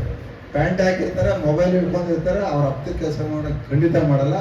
ಅಂಥವ್ರು ಒಂದು ಅವಕಾಶ ಆಗಲಿ ಅಂತ ಈ ಡಿಪ್ಲೊಮಾ ಇನ್ ಅಗ್ರಿಕಲ್ಚರ್ ತರ್ತಾ ಇದ್ದೀವಿ. ಅದು ಬರ್ತಾಗ ಹಾಗಾಗಿ ನಿಮ್ಗೆ ಏನಿರಬೇಕು ಅಂದರೆ ಇಂಥವೆಲ್ಲ ಓದಬೇಕು ಅಂದರೆ ಬೆಂಗಳೂರು ಮೈಸೂರು ಹೋಗ್ಬೇಕಾಗಿತ್ತು. ಹೆಣ್ಮಕ್ಳಿದ್ದೀರಾ ನೀವು, ನಿಮ್ಮ ತಂದೆ ತಾಯಿ ಕಳಿಸಲ್ಲ. ಒಂದು ವಯಸ್ಸು ಬಂದು ಹೆಣ್ಮಕ್ಳನ್ನ ಅರ್ಧ ಕಳಿಸೋದು ಅಂತ 10 ಸತಿ ಯೋಚಿಸ್ತಾರೆ. ಅದೆಲ್ಲ ಈಗ ನಿಮ್ಮ ಮನೆ ಬಾಗಿಲು ಬರ್ತಾದೆ. ಎಲ್ಲ ಥರ ಅಭಿವೃದ್ಧಿ ಮಾಡೋರೆ, ಎಲ್ಲ ರೋಡು ಗೀಡು ಎಲ್ಲ ಮೂಲಗಳನ್ನು ಕೂಡ ಶಿವಕುಮಾರ್ ಸುರೇಶ್ ಅವರು ಮಾಡೋರೆ. ರವಿ ಅವರು ಮೂಲವರೆಗೆ ಎಜುಕೇಷನ್ ಇದರಲ್ಲಿ ಎತ್ತರ ತಗೊಳ್ಬೇಕು ಅಂತ. ಹಾಗಾಗಿ ಇದನ್ನೆಲ್ಲ ಉಪಯೋಗಿಸ್ಕೊಂಡು ಮಹಿಳಾ ದಿನ ದಿವಸ ಈ ಸ್ಫೂರ್ತಿ ಪಡಿಬೇಕು ಅಂತ ಹೇಳ್ತಾ ನಮ್ಮ ಅದೇನೋ ನನಗೆ ಗೊತ್ತಿಲ್ಲ, ನಮ್ಮ ಪತ್ರಕರ್ತ ಫಸ್ಟ್ ಎಲ್ಲರೂ ಹೇಳಿದಾಗ ಅವ್ರು ಮರೆಸ್ಬಿಡ್ತೀನಿ. ಹಾಗಾಗಿ ಅವ್ರಿಗೂ ಕೂಡ ನಾನು ಈ ದಿವಸ ಬಂದಿದ್ದೀರಾ, ಇನ್ನು ಹೆಚ್ಚಿಗೆ ಪ್ರಚಾರವನ್ನು ಮಾಡಿ ಇಂಥ ಕಾರ್ಯಕ್ರಮ. ಯಾಕೆ ರಾಜಕೀಯದ್ದು ಅಲ್ಲೇ ಇಲ್ಲೇ ಕಾಣಿಸೋದು ರೆಗ್ಯುಲರ್ ಮಾಡ್ತೀರಾ ನೀವು, ಕ್ರೈಮ್ದು ರಾಜಕೀಯದ್ದು. ಸೊ ನೀವೆಲ್ಲ ಬಂದು ಹೇಳಿ, ನಿಮಗೂ ನಾನು ಕೃತಜ್ಞ ಹೇಳಿ ನಾನು ಮಾತು ಮುಗಿಸ್ತೇನೆ. ನೀವು ಸಾವಧಾನವಾಗಿರಿ. ಇನ್ನು ಒಂದೇ ಭಾಷಣ ಎಲ್ಲರೂ ವಿತರಣೆ ಮಾಡಿ. ನಮಸ್ಕಾರಗಳು. ಧನ್ಯವಾದಗಳು ಸರ್.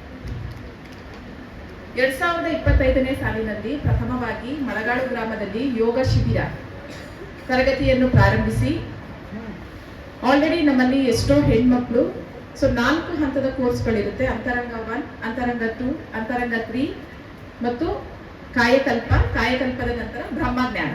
ಸೊ ಈ 5 ಹಂತಗಳ ಯೋಗ ತರಬೇತಿಯನ್ನು ಮುಗಿಸಿ ನಮ್ಮಲ್ಲಿ ಮೊದಲನೇ ಬ್ಯಾಚ್ನಲ್ಲಿ ತಮಿಳುನಾಡಿನ ಆಳಿಯಾರ್ ಎಂಬ ಸ್ಥಳಕ್ಕೆ ಹೋಗಿ ಬ್ರಹ್ಮಜ್ಞಾನವನ್ನು ಮುಗಿಸಿ ಸರ್ಟಿಫಿಕೇಟ್ಸ್ನ ಪಡ್ಕೊಂಡಿದ್ದಾರೆ. ಅದನ್ನು ನಾವು ಈಗ ಜೈನ್ ಯೂನಿವರ್ಸಿಟಿ ಸರ್ಟಿಫಿಕೇಟ್ ಆಗಿ ನಮಗೆ ನೀಡಿದ್ದಾರೆ. ಸೊ ಆ ಒಂದು ಸರ್ಟಿಫಿಕೇಟ್ ಕಾರ್ಯಕ್ರಮವನ್ನು ಶ್ರೀ ಎಸ್ ರವಿ ಸರ್ ಅವರು ಸರ್ಟಿಫಿಕೇಟ್ ಪಡೆದಂತ ಎಲ್ಲ ಅಭ್ಯರ್ಥಿಗಳಿಗೆ ವಿತರಿಸಬೇಕಾಗಿ ವಿನಂತಿಸಿಕೊಳ್ಳುತ್ತೇನೆ. ಈ ಕಾರ್ಯಕ್ರಮವನ್ನು ಶ್ರೀಮಾನ್ ಜಯರಾಮ್ ಸರ್ ಅವರು ನಡೆಸಿಕೊಡುತ್ತಾರೆ. ಸರ್ಟಿಫಿಕೇಟ್ ಅಂಬುಜಮ್ಮ,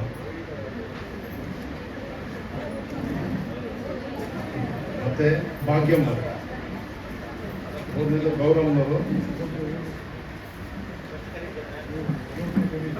ಅಂಬುಜಮ್ಮ,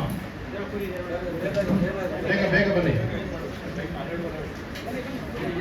ಇಂದಿರಾ, ಲಕ್ಷ್ಮಮ್ಮ, ಮಂಗಳಮ್ಮ, ನಳಿನ, ರತ್ನಮ್ಮ, ಸಾವಿತ್ರಿ, ಕುಶೀಲಮ್ಮ ಎಲ್ಲರೂ ಅಭ್ಯರ್ಥಿ ಸರ್ಟಿಫಿಕೇಟ್ ತಗೊಂಡು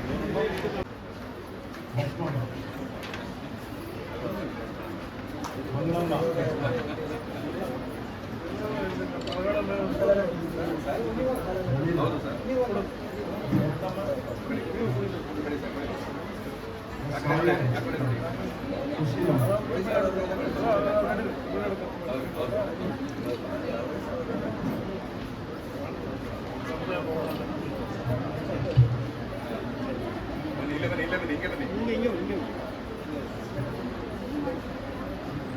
ಒಂದು ವರ್ಷದ ತರಬೇತಿ ಮುಗಿಸಿ ಸರ್ಟಿಫಿಕೇಟ್ ಪಡಿತಾ ಇದ್ದಾರೆ. ನಮ್ಮ ಮಳಗಾಳಿಗೆ ಒಂದು ದೊಡ್ಡ ಹೆಮ್ಮೆ ಕೊಡುವಂಥ ಗೌರವ ಬರುವಂಥ ವಿಚಾರ. ಇದೇ ರೀತಿ 40 ಜನ ನಮ್ಮ ಮಳಗಾಳಿನಲ್ಲಿ ಯೋಗ ಶಿಬಿರದಲ್ಲಿ ಯೋಗಾಭ್ಯಾಸ ಮಾಡ್ತಾ ಇದ್ದಾರೆ. ಎಲ್ಲರಿಗೂ ಒಳ್ಳೆಯದಾಗಲಿ.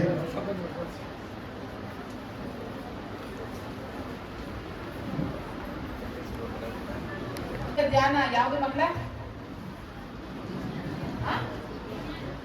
ದಾನಗಳಲ್ಲೇ ಶ್ರೇಷ್ಠವಾದ ದಾನ ಅನ್ನದಾನ, ಜೊತೆಗೆ ವಿದ್ಯಾದಾನ ಅಲ್ವಾ? ನಾವ್ ಇದನ್ನ ಚಿಕ್ಕದಿಂದ ಕೇಳ್ತಾ ಬರ್ತಾ ಇದ್ವಿ. ಬಟ್ ಈಗ ಮಾಡರ್ನ್ ಯುಗಕ್ಕೆ ಸ್ವಲ್ಪ ಚೇಂಜಸ್ ಆಗಿದೆ. ಯಾವ್ದಿರ್ಬೋದು? Can you guess? ಪರಿಸರ ನಾವ್ ದಾನ ಮಾಡ್ತೀವ. ಪರಿಸರದ ದಾನ ನಮಗ್ ಕೊಡ್ತಾ ಇದೆ. ನಾವೇನ್ ದಾನ ಮಾಡ್ಬೇಕು ಈಗ ಪರಿಸರಕ್ಕೆ? ಪರಿಸರದ ದಾನ ನಾವಲ್ವಾ? ಪರಿಸರ ನಮ್ಮನ್ನ ಇಟ್ಕೊಂಡಿರೋದಕ್ಕೆ ಪರಿಸರದಲ್ಲಿ ದಾನವಾಗಿರುವಂತವ್ರು ನಾವು, ರೈಟ್? ಯಾಕೆ ಈ ಪರಿಸರದ ಪರಿಸ್ಥಿತಿ ಹೀಗಾಗಿದೆ? ಯಾಕೆ ಮಕ್ಕಳ? ಆಧುನಿಕ ಸುಳಿಗೆ ಸಿಕ್ಕಿ ನಿಮ್ಗೆ ಈ ಡೆಲ್ಲಿಯಲ್ಲೆಲ್ಲ ಗೊತ್ತಿರ್ಬೋದು, ಆಕ್ಸಿಜನ್ ಬಾರ್ಸ್ ಅಂತ ಮಾಡ್ತಾ ಇದಾರೆ, ಗೊತ್ತಾ? ಶುದ್ಧ ಗಾಳಿನ ಪಡೆಯಕ್ಕೆ ಒಂದು ರೂಮ್ಗೆ ಹೋಗಿ ಅಲ್ಲಿ ಆಕ್ಸಿಜನ್ ಬಾರ್ ಅಂತ ಇರುತ್ತೆ. ಆ ಬಾರ್ ಅಲ್ಲಿ ಹೋಗಿ ಶುದ್ಧ ಗಾಳಿನ ಪಡ್ಕೊತಾ ಇದ್ದಾರೆ. ಸೊ ಆ ಶುದ್ಧ ಗಾಳಿನ ಪಡ್ಕೊಳ್ಳುವಂತ ಪರಿಸ್ಥಿತಿ. ವೇದಿಕೆ ಮೇಲಿರುವಂತಹ ಎಲ್ಲಾ ಗಣ್ಯರು ಕೂಡ ಗಿಡಗಳನ್ನು ವಿತರಣೆ ಮಾಡಬೇಕು ಅಂತ ಕೇಳ್ತೀನಿ. ಸಾಂಕೇತಿಕವಾಗಿ ಮಾತ್ರ ಇದನ್ನ ಕೊಡ್ತಾ ಇರೋದು, ನಿಮ್ಗೆ ಎಲ್ಲರಿಗೂ ಗಿಡ ಸಿಗುತ್ತೆ.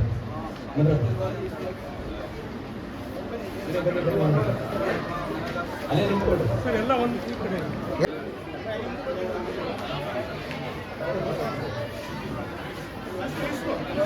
ರವರು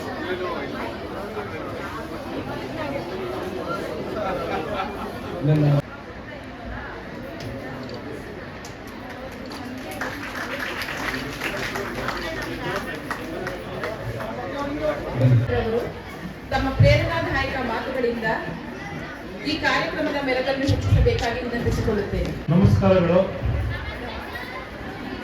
ಪರಿಸರ ಪ್ರೇಮಿಗಳ ಸಂಘ ಮಳಗಾಳವರ ವತಿಯಿಂದ ಇವತ್ತು ಒಂದು ವಿಶ್ವ ಮಹಿಳಾ ದಿನಾಚರಣೆ ಅಂಗವಾಗಿ ಮತ್ತು ಈ ಒಂದು ಪರಿಸರ ದಿನಾಚರಣೆ ಅಂಗವಾಗಿ ಗಿಡಗಳನ್ನು ವಿತರಿಸುವ ಕಾರ್ಯಕ್ರಮದ ಉದ್ಘಾಟನೆಯನ್ನು ಮಾಡಿ ಇದೀಗ ತಾನೇ ತಮ್ಮೆಲ್ಲರನ್ನ ಉದ್ದೇಶಿಸಿ ಮಾತನಾಡಿದಂಥ ಆತ್ಮೀಯರು, ಹಿರಿಯರು, ಈ ಒಂದು ಗೌರವಾನ್ವಿತ RES ಸಂಸ್ಥೆಯ ಅಧ್ಯಕ್ಷರು ಆಗಿರ್ತಕ್ಕಂಥ, ಕ್ರಿಯಾಶೀಲ ಅಧ್ಯಕ್ಷರು ಆಗಿರ್ತಕ್ಕಂಥ ಶ್ರೀಕಂಠರವರೇ, ಪರಿಸರ ಪ್ರೇಮಿಗಳ ಸಂಘದ ಅಧ್ಯಕ್ಷರಾಗಿರ್ತಕ್ಕಂಥ ಮತ್ತೋರ್ವ ನನ್ನ ಆತ್ಮೀಯರು, ನನ್ನ ಸ್ನೇಹಿತರು ಆದಂಥ ಮಾಸಪ್ಪನವರೇ, ವೇದಿಕೆ ಮೇಲೆ ಇಲ್ಲಿ RESನ ಗೌರವಾನ್ವಿತ ನಿರ್ದೇಶಕರಾಗಿ ಆಸೀನರಾಗಿರ್ತಕ್ಕಂಥ ಹಿರಿಯರಾದಂಥ ಆತ್ಮೀಯರಾದ ML ಶಿವಕುಮಾರ್ ಅವರೇ, ಅದೇ ರೀತಿಯಾಗಿ ಇನ್ನಿತರ ನನ್ನ ಎಲ್ಲ ರಾಜ್ಯಪಾಲರಾದಿಯಾಗಿ ಎಲ್ಲ ಗೌರವಾನ್ವಿತರುಗಳೇ ಮತ್ತು ಸನ್ಮಾನಿತರೆ, ವಿಶೇಷ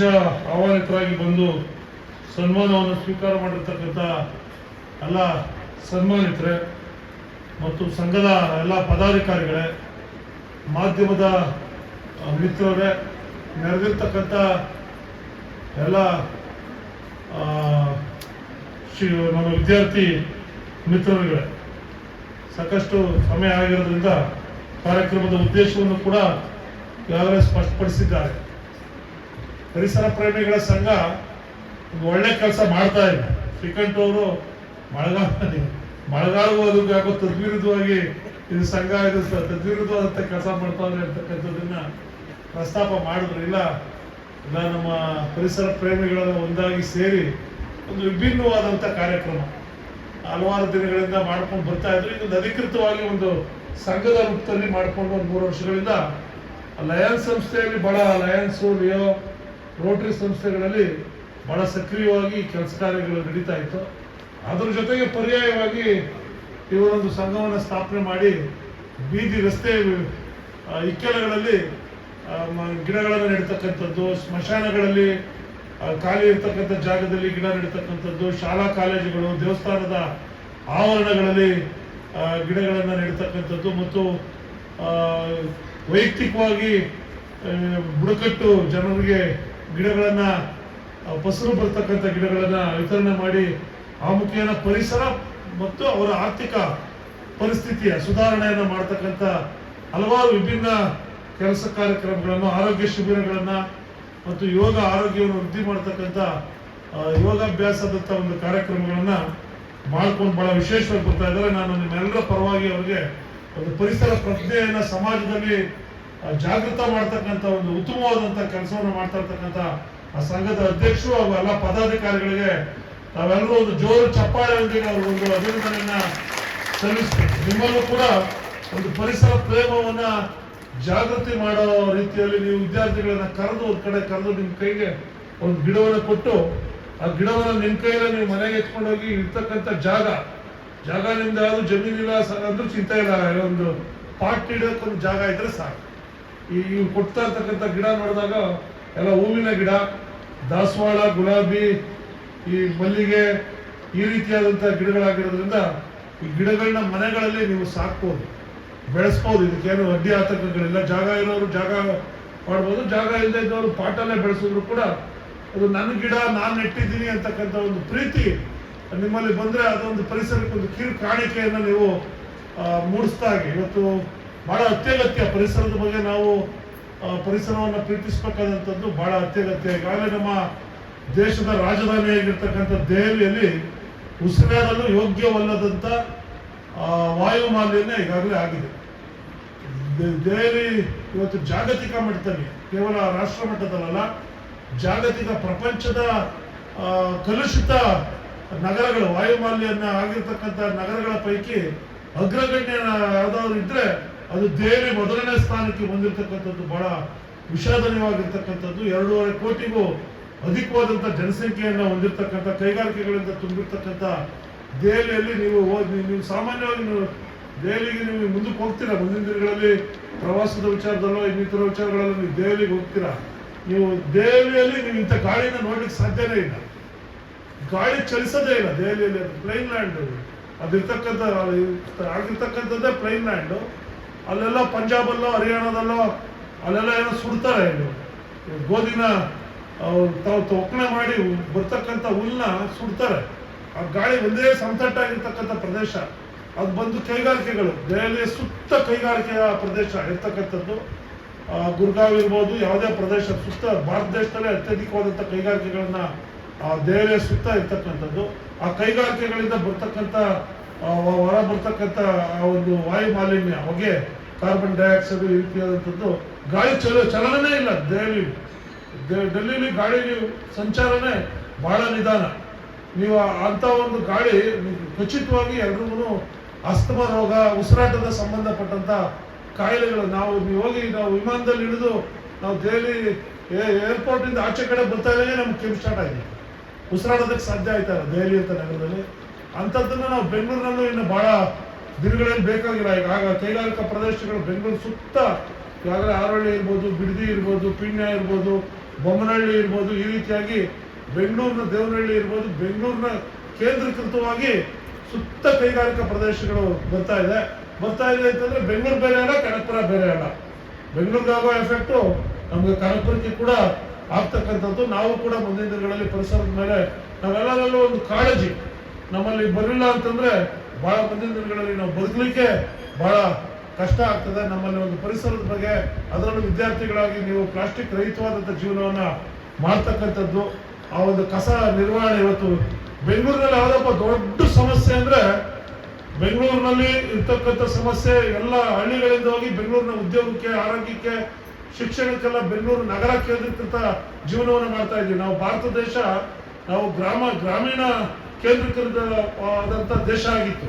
ಮೊದಲು ರೂರಲ್ 75-80% ಜನ ರೂರಲ್ ಏರಿಯಾದಲ್ಲಿ, ಗ್ರಾಮೀಣ ಪ್ರದೇಶದಲ್ಲಿ ವಾಸ ಮಾಡ್ತಾ ಇದ್ರು, ವ್ಯವಸಾಯವನ್ನ ಆಧರಿಸಿಕೊಂಡು ನಮ್ಮ ಕುಲಕಸಬಾಗಿ. ಇವತ್ತು ಭಾರತದಲ್ಲಿ ಏನಾಗಿದೆ, ಇವತ್ತು ನಗರ ಕೇಂದ್ರೀಕೃತ ಪ್ರದೇಶವಾಗಿ ಇಡೀ ಪ್ರಪಂಚ, ಭಾರತ ಮಾತ್ರವಲ್ಲ ಇಡೀ ಪ್ರಪಂಚವೇ ನಗರ ಕೇಂದ್ರೀಕೃತ ಪ್ರದೇಶವಾಗಿ ಬೆಳವಣಿಗೆಗಳನ್ನ ಆಯ್ತಾ ಇದೆ. ಟೋಕಿಯೋದಂತಹ ನಗರ 3 ಕೋಟಿ ಚಿಲ್ಲರೆ ಜನಸಂಖ್ಯೆಯನ್ನು ಹೊಂದಿರತಕ್ಕಂಥದ್ದು. ನಮ್ಮ ಬೆಂಗಳೂರಿನ ಜನಸಂಖ್ಯೆ ಕೇವಲ 20 ವರ್ಷಗಳ ಹಿಂದೆ ಬೆಂಗಳೂರಿನ ಜನಸಂಖ್ಯೆ ಎಷ್ಟಪ್ಪ ಇತ್ತು ಅಂದ್ರೆ 70 ಲಕ್ಷ ಆಯ್ತು, ಬರೀ 70 ಲಕ್ಷ ಆಯ್ತು. 20 ವರ್ಷ ಆದ್ಮೇಲೆ ಇವತ್ತು 1,45,00,000 5 ಮಹಾನಗರ ಪಾಲಿಕೆಗಳು, ಬೆಂಗಳೂರು ಬೃಹತ್ ಬೆಂಗಳೂರು ಆಯ್ತು, BBMP ಆಯ್ತು, ಬೆಂಗಳೂರು ಮೆಟ್ರೋ ಸೇರಿದ ಹಾಗೆ ಬೆಂಗಳೂರು ಆಯ್ತು. ಇವತ್ತು ಬೆಂಗಳೂರಿನ ಆಡಳಿತ ಮಾಡಲಿಕ್ಕೆ ಒಂದು ಮಹಾನಗರ ಪಾಲಿಕೆಯಿಂದ ಸಾಕಾಗೋದಿಲ್ಲ ಅಂತ ಹೇಳಿ ಸರ್ಕಾರ ಇವತ್ತು 5 ಮಹಾನಗರ ಪಾಲಿಕೆಗಳನ್ನಾಗಿ ಇವತ್ತು ಬೆಂಗಳೂರಿನ ವಿಂಗಡಿಸಬೇಕಾಗಿದೆ. ಇವತ್ತು ಬೆಂಗಳೂರಿನ ಜನಸಂಖ್ಯೆ 1,45,00,000. ಇವತ್ತು ಬೆಂಗಳೂರಿನ ನೀವು ಅಷ್ಟು ಜನಕ್ಕೆ ನೀರು, ಕುಡಿಯೋ ನೀರು ಅಷ್ಟು ಜನ ಮಾಡ್ತಕ್ಕಂಥ ಅರ್ಕಾವತಿ ನದಿ ಬಗ್ಗೆ ಶ್ರೀಕಂಠ ಹೇಳಿದ್ರು. ಆ ಕಲುಷಿತ ಮಾಡಿರ್ತಕ್ಕಂಥ ಬೆಂಗಳೂರ ಇಲ್ಲಿಂದ ಹೋಗ್ತಕ್ಕಂಥ ನೀರು ನಮ್ಗೆ 18 TMC ನೀರು ಹೋಗ್ತದೆ ಬೆಂಗಳೂರಿಗೆ, ನಮ್ಮ ಕನಕಪುರದ ಮೇಲೆ. ತರಕಾಡ್ನಹಳ್ಳಿಯಿಂದ ನೀವು ಕಾವೇರಿ ನದಿ ನೀರು ನಾವು 18 TMC ನೀರನ್ನ ಪಂಪ್ ಮಾಡ್ತೀವಿ ಬೆಂಗಳೂರಿಗೆ. ಅವ್ರು ಬೆಂಗಳೂರವ್ರು ನಮ್ಗೆ ಏನಪ್ಪ ಕೊಡ್ತಾರೆ ಅಂದ್ರೆ, ವಾಪಸ್ ಆ ಕಡೆ ನಾರ್ತ್ ಬೆಂಗಳೂರಿಗೆ, ಪಿನಾಕಿನಿ ಕಡೆ, ಕಣ್ಣಾರ್ ಕಡೆ ಅಲ್ಲೊಂದು 6 TMC ನೀರು ಕಲುಷಿತ ಹೋಗ್ತದೆ, ನಮ್ಗೊಂದು 6 TMC ನೀರು ವಾಪಸ್ ಬರ್ತದೆ. ಯಾವ ರೀತಿಯಾಗಿ ಬರ್ತದೆ, ಕಾಲಿಕ್ಕಾಗೋದಿಲ್ಲ, ನೀರ್ ಮೇಲೆ ಕಾಲಿಕ್ಕಾಗೋದಿಲ್ಲ, ಅಷ್ಟು ಮಾಲಿನ್ಯದ ಇರ್ತದೆ. ಆ ನೀರನ್ನ ನಾವು ಕುಡಿಲಿಕ್ಕೆ ಸಾಧ್ಯ ಇಲ್ಲ.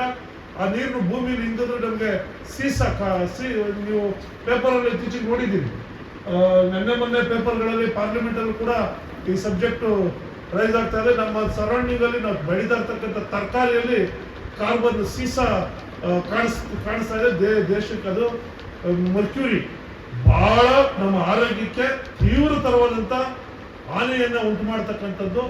ಕ್ಯಾನ್ಸರ್ ರೋಗಿಗಳು ಅತಿ ಹೆಚ್ಚು ಕರ್ನಾಟಕ ರಾಜ್ಯದಲ್ಲಿ ಎಲ್ಲಪ್ಪ ಲಭ್ಯ ಆಗಿರೋದಂದ್ರೆ ನಮ್ಮ ಬೆಂಗಳೂರು ಸೌತ್ ಡಿಸ್ಟಿಕ್ ಮತ್ತು ಬೆಂಗಳೂರು ರೂರಲ್ ಡಿಸ್ಟಿಕ್. ಕಾರಣ ಯಾವುದಪ್ಪ ಅಂದ್ರೆ ಈ ಪೊಲ್ಯೂಟೆಡ್ ವಾಟರ್. ಕ್ಯಾನ್ಸರ್ ರೋಗಿಗಳು ನಮ್ಮ ತಾಲೂಕಲ್ಲೂ ಜಾಸ್ತಿ. ಕಾರಣ ಯಾವುದಪ್ಪ ಅಂದ್ರೆ ನಮ್ಮ ಅರ್ಕಾವತಿ ನದಿ ನೀರಿಂದ ಇಂಥ ಒಂದು ಗಂಭೀರವಾದಂಥ ಒಂದು ಸಂದರ್ಭದಲ್ಲಿ ಇದ್ದೀವಿ. ಅದರಿಂದ ನೀವೆಲ್ಲ ನಾನು ಆಗಲೇ ಹೇಳಿದ್ದಲ್ಲ, ಬೆಂಗಳೂರಿನ ಸಮಸ್ಯೆ ಕುಡಿಯೋ ನೀರು ಸಮಸ್ಯೆ, ಒಳಚರಂಡಿ ಸಮಸ್ಯೆ, ಅಷ್ಟು ಜನಕ್ಕೂ STP ಪಾಯಿಂಟ್ಗಳು ಒಳಚಂಡಿ ಮಾಡಬೇಕು, ಆಗ ಅಷ್ಟು ಜನಕ್ಕೂ ವಿದ್ಯುತ್ತು, ಅಷ್ಟು ಜನಕ್ಕೆ ಟ್ರಾಫಿಕ್ ವೆಹಿಕಲ್ಲು. ಅದರಿಂದ ಬೆಂಗಳೂರಿನ ಬದಲು ಎಲ್ಲ ಗ್ರಾಮಾಂತರ ಪ್ರದೇಶಗಳಿಗೆ ವಲಸೆ ಬರ್ತಕ್ಕಂಥ ವಾತಾವರಣ ಮಾಡ್ತಾ ಇದೆ. ಈ ಪರಿಸರ ನಮ್ಮದು, ನಾವು ನಮ್ಮ ಪರಿಸರವನ್ನ ನಾವು ಕಾಪಾಡ್ಕೋಬೇಕು. ನಮ್ದು ಜವಾಬ್ದಾರಿ, ಸರ್ಕಾರದೇ ಜವಾಬ್ದಾರಿ ಅಲ್ಲ. ಎಲ್ಲರೂ ಸರ್ಕಾರನ ಮಾಡಬೇಕು, ಪರಿಸರನ ಸರ್ಕಾರನ ಪ್ಲಾಸ್ಟಿಕ್ ಸರ್ಕಾರನ ಎತ್ತಾಕ್ಬೇಕು, ಮುನ್ಸಿಪಾಲಿಟಿ ಅವರೇ ಎಲ್ಲ ಕ್ಲೀನ್ ಮಾಡಬೇಕು. ಎಲ್ಲ ನಮ್ಮ ಮನೆ ಮಾತ್ರ ನಮ್ದು, ಮನೆಯಿಂದ ಆಚೆ ಗುಡ್ಸೋದು. ನಾವು ಅಂಗಡಿಯವ್ರನ್ನ ನೀವು ನೋಡ್ತಾ ಇರ್ತೀರ. ನೀವು ಒಂದು ಬೆಳಗ್ಗೆ ಎದ್ದು ನೀವು ಒಂದು 6-7 ಗಂಟೆ 8 ಗಂಟೆ 7 ಗಂಟೆಗೆ ಕನಕಪುರ ರೋಡ್ MG ರೋಡ್ ಹೋಗ್ತಾ ಇದ್ರೆ ಅಂಗಡಿ ಬಾಗಿಲು ತೆಗಿತಾನೆ, ಬಾಗಿಲು ಶಟರ್ ತೆಗೆದು ಕಸ ಗುಡಿಸ್ತಾ ಇರ್ತಾನೆ. ಆ ಕಸ ಉತ್ಪನ್ನ ಆಗಿರ್ತಕ್ಕಂಥದ್ದು ಅವನ ಅಂಗಡಿಯಿಂದ, ಅವನ ಅಂಗಡಿ ಬಾಗಿಲವರೆಗೂ ಅವನ ಪ್ರಾಪರ್ಟಿ, ಅದು ಅವನದು. ಅಲ್ಲಿಂದ ಆಚೆ ಬರ್ತಾ ಇದ್ದಂಗೆ ಮುನ್ಸಿಪಾಲಿಟಿ ಏನಾದ್ರು ಮಾಡ್ಕೊಳ್ಳಿ ಅಂತೇಳಿ ಆ ಕಸನ ತಂದು ಆಚೆಗೆ ಹಾಕ್ಬೋದು. ಕಸ ಉತ್ಪಾದನೆ ಮಾಡ್ತಕ್ಕಂಥದ್ದು ನಾವು ನಮ್ಮ ಕಸ ಮುನ್ಸಿಪಾಲಿಟಿ ಯಾರ್ದು? ಕನಕಪುರ ಮುನ್ಸಿಪಾಲಿಟಿ ಯಾರ್ದು? ಇವಾಗ ನಿಮ್ ಪಂಚಾಯತಿಗಳಲ್ಲಿ ವಾಸ ಮಾಡಿದ್ರೆ ಪಂಚಾಯತಿ ಯಾರ್ದು? ಅದು ನಾವೇ ತಾನೇ ಮಾಡ್ಕೊಂಡಿರೋದು, ನಮ್ದೇ ತಾನೇ ಪಂಚಾಯತಿ, ನಮ್ದೇ ತಾನೇ ಮುನ್ಸಿಪಾಲಿಟಿ. ಕನಕಪುರ ಮುನ್ಸಿಪಾಲಿಟಿ CMC ಯಾರ್ದು? ನಮ್ CMC ತಾನೇ. ನಾವು ತಾನೇ ಅಲ್ಲಿ ಜನಪ್ರತಿನಿಧಿಗಳನ್ನ ಕಳಿಸ್ತಕ್ಕಂಥದ್ದು.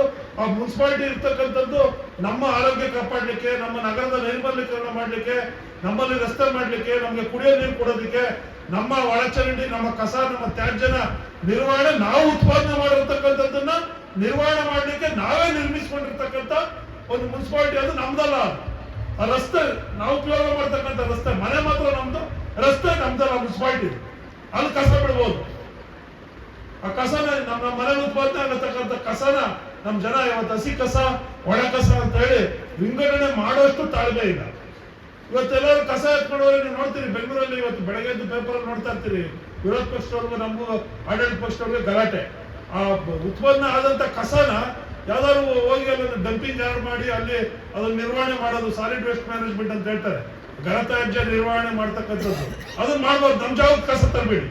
ಕಸ ಉತ್ಪನ್ನ ಮಾಡೋದು ನಮ್ಮ ಹಕ್ಕು, ಆದ್ರೆ ಕಸನ ನಿರ್ವಹಣೆ ಮಾಡುವಂಥದ್ದು, ಅದನ್ನ ಮಾಡುವಂಥದ್ದು ನಮ್ದಲ್ಲ, ನಮ್ ಜಾಗದಲ್ಲಿ ಆಗ್ಬಾರ್ದು. ಹಾಗಾದ್ರೆ ಇನ್ನೊಂದು ಜಾಗದಲ್ಲಿ ಹಾಕ್ಬೇಕು ಅದನ್ನ.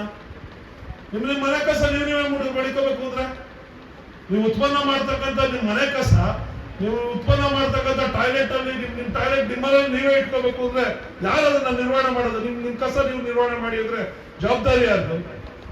ಈ ಒಂದು ಮೂಲಭೂತ ಪ್ರಶ್ನೆ ನಮ್ಮ ಮನಸ್ಸಿಗೆ ಬರ್ತದೆ. ಅದು ನಿರ್ವಹಣೆ ಮಾಡ್ತಕ್ಕಂಥದ್ದು ನಮ್ಮ ಕೆಲಸನೇ, ನಾಗರಿಕರ, ಸಾರ್ವಜನಿಕರ ನಮ್ದೇ ಕೆಲಸ.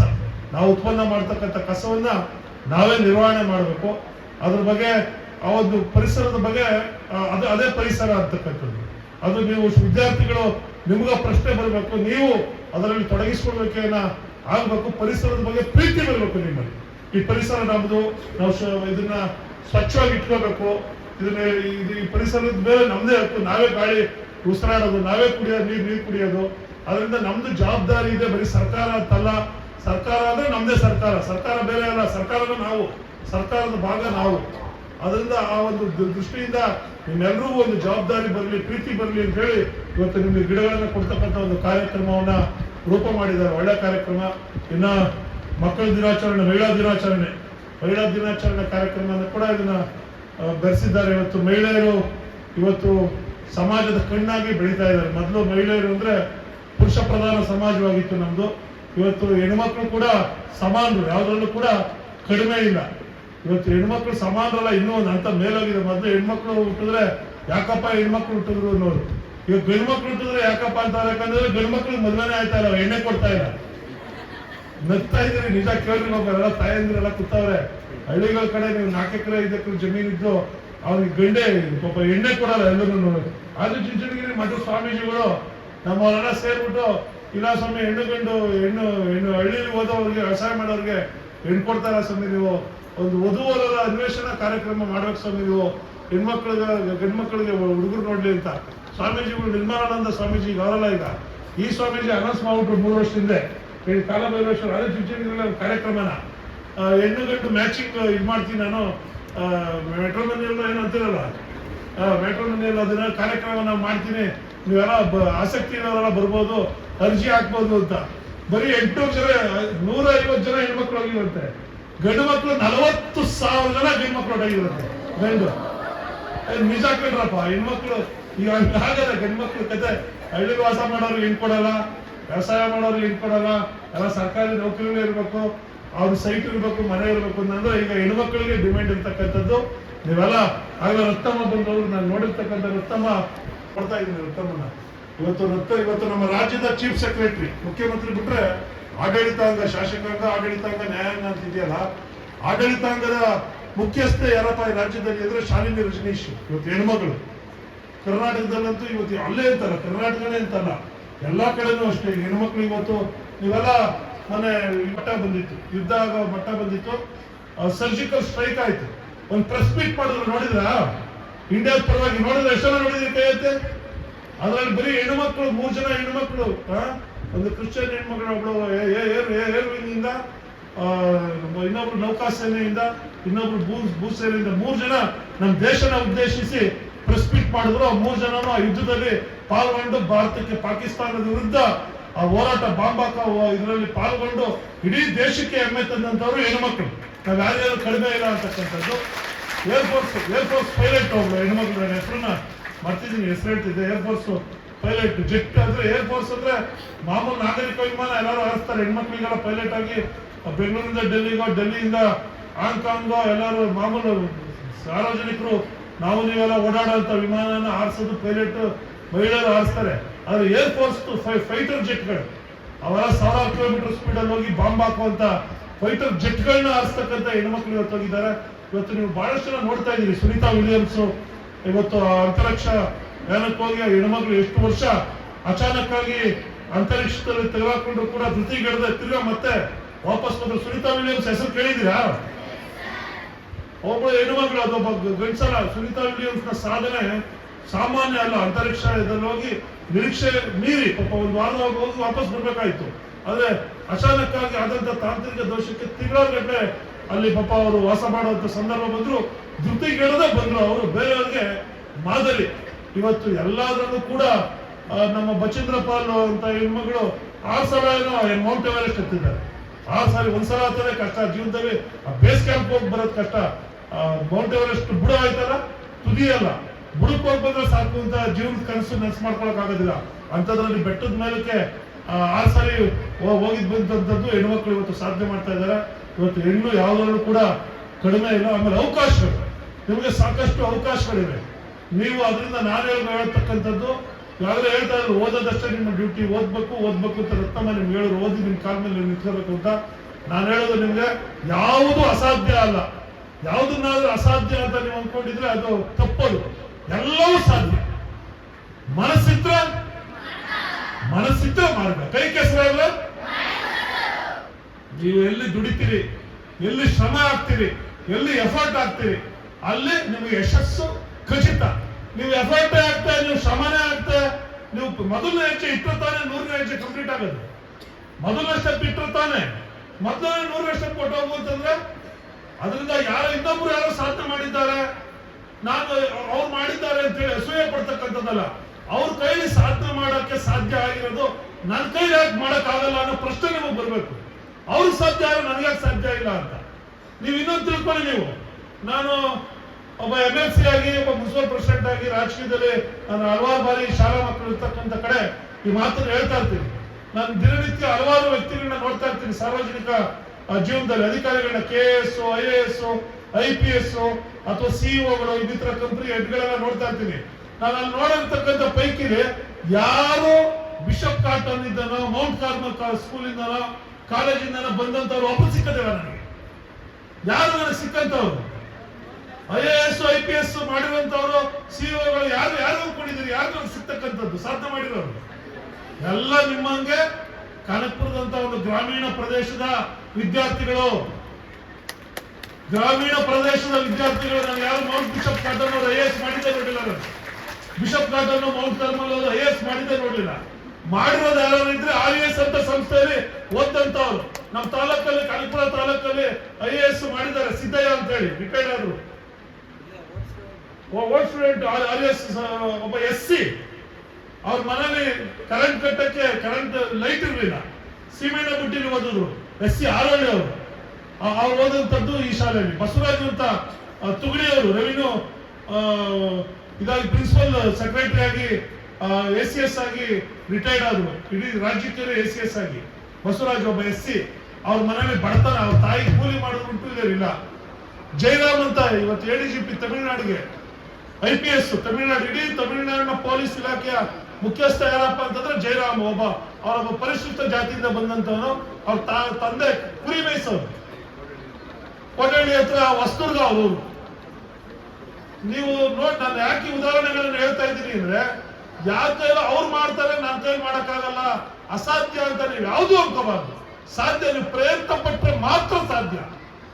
ನೀವು ಪ್ರಯತ್ನ ಪಟ್ರೆ ಎಲ್ಲವೂ ಸಾಧ್ಯ. ಅದರಿಂದ ನಾನು ಆಗ್ಲೇ ಹೇಳ್ತೇನೆ, ಕೈ ಕೆಸರಾದ್ರೆ ಬಾಯಿ ಮೊಸರು. ನೀವೆಲ್ಲ ಎಫರ್ಟ್ ಆಗ್ತೀರಾ? ಬರೀ ಡಾಕ್ಟರ್ ಇಂಜಿನಿಯರ್ ಅಷ್ಟೇ ಅಲ್ಲ ಜೀವನ. ಅದನ್ನು ಹೊರತುಪಡಿಸಿ ವ್ಯವಸಾಯ ಕ್ಷೇತ್ರದಲ್ಲೇ ಸಾಧನೆ ಮಾಡ್ಬೋದು. ಒಂದು ವ್ಯವಸಾಯ ಕ್ಷೇತ್ರದಲ್ಲೇ ಸಾಧನೆ ಮಾಡ್ಬೋದು.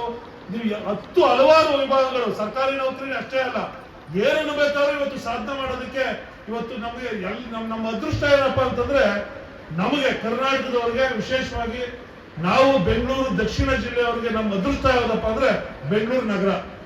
ನಮಗೆ ಬರೀ 45-50 ಕಿಲೋಮೀಟರ್ ಹತ್ರದಲ್ಲದೆ. ಇವತ್ತು ಬರೀ ಕರ್ನಾಟಕ ರಾಜ್ಯ ಅಷ್ಟೇ ಅಲ್ಲ, ಭಾರತ ಅಷ್ಟೇ ಅಲ್ಲ, ಇಡೀ ಅಂತಾರಾಷ್ಟ್ರದಿಂದ ಬೇರೆ ಬೇರೆ ವಿದೇಶಗಳಿಂದ ಯಾವ ರೀತಿ ಅಮೆರಿಕಾಗ ಹೋಗಿ ನಾನು ಕೆಲಸ ಮಾಡಬೇಕು, ಯುರೋಪ್ ಹೋಗಿ ಕೆಲಸ ಮಾಡಬೇಕು ಅಂತಕ್ಕಂಥ ಆಸೆ ಜನರಲ್ಲಿದೆಯೋ ಅಂತವರೆಲ್ಲ ಉದ್ಯೋಗ ಅವಕಾಶವನ್ನು ಬಳಸ್ಕೊಂಡು ಇವತ್ತು ಎಲ್ಲಿಗೆ ಬರ್ತಾರಪ್ಪ ಅಂತಂದ್ರೆ ಬೆಂಗಳೂರು ನಗರಕ್ಕೆ ಬರ್ತಾರೆ.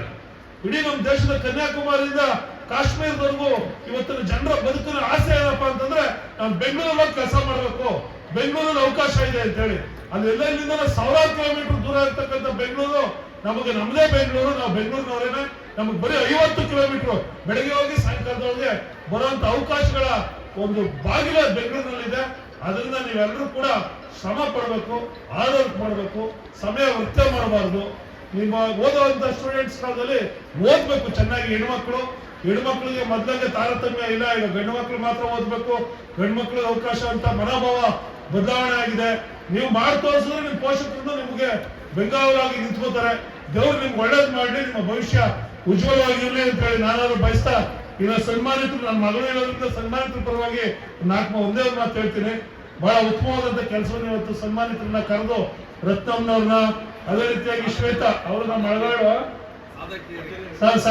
ಸಾಧಕಿಯರಾಗಿ ನಮ್ಮ ಮಳಗಾಡಿದ ಸೊಸೆ ಶ್ವೇತಾ ಅವರು ಪಶು ವೈದ್ಯಾಧಿಕಾರಿಗಳಾಗಿ ಒಳ್ಳೆ ಕೆಲಸ ಮಾಡ್ತಾ ಇದ್ದಾರೆ.